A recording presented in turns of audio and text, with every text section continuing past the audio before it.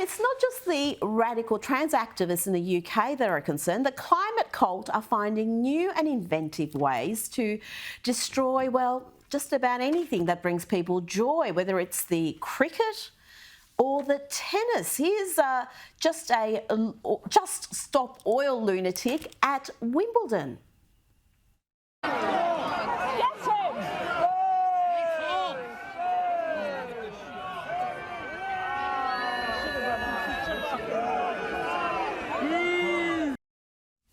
And that quite possibly cost the Australian player the match. She was leading but ended up losing to Britain's Katie Bolter after the court was cleaned up and play eventually resumed. But not content with causing havoc at the Ashes and Wimbledon, the Just Stop Oil lunatics are now interrupting weddings.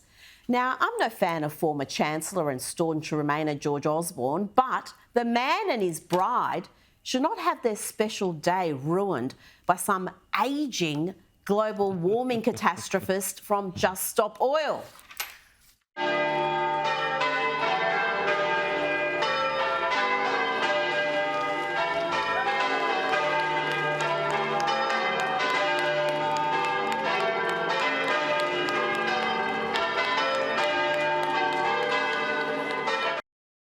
Look at the smile on her face. And Just Stop Oil were proud of those antics. They posted that on their official Twitter page. Nothing is sacred for these insane imbeciles. Nothing. And yet they enjoy the support of celebrities, including world-class hypocrite and racing car driver Lewis Hamilton, who likes lounging on private jets. Oh, presumably they're fueled by renewable unicorn dust. And of course, the Formula One star also has a super yacht to go along with all the high-powered cars and the private jet. And here is the climate crusader proudly wearing the names of his sponsors, including major sponsor Petronas. Guess what they do, Rowan? They're in the oil business. In fact, they're Malaysia's state-owned oil company. Just Stop Oil, Lewis, really? And look, there's another prominent sponsor there, Ineos. Ineos? Ineos? Yeah. Ineos. Guess what they do? Well, yes, they're an oil and gas company, of course they are. But there seems to be very little cost for the likes of Lewis Hamilton and his idiotic empty virtue signalling. Indeed, there can be an upside, and there certainly has been some upside for a major Just Stop Oil donor, Dale Vince, who, according to Daily Skeptic, has collected some £110 million in taxpayer subsidies over the past 20 years for his various alternative energy ventures. But increasingly, corporates are finding out that there can be a cost for their leftist politicking.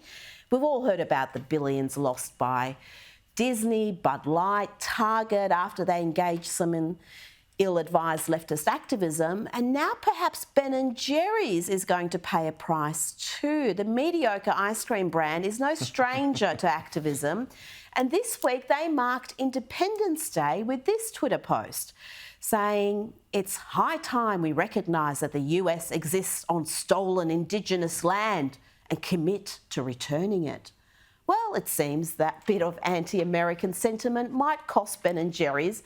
Not only are there calls for a boycott as the parent company's share price falls, but they are now being asked to live up to what they're preaching about the US existing on stolen land that must be returned. An Indigenous tribe descended from the Native American nation that originally controlled the land in Vermont that Ben & Jerry's headquarters is located on, well, they want their land back. The chief of the Nulhegan band of Cusack Abenaki Nation told Newsweek they wanted to reclaim stewardship of their lands, but Ben & Jerry's had failed to approach them. Imagine my shock here. And we're not immune to this type of corporate virtue signalling right here. In fact, with the referendum, it's running hot in Australia. Perhaps it's time that good people stopped handing over their hard-earned to companies that hate them, or at least hate their values. Perhaps then corporates would stick to their core business instead of trying to sway public policy, elections, and even referendums.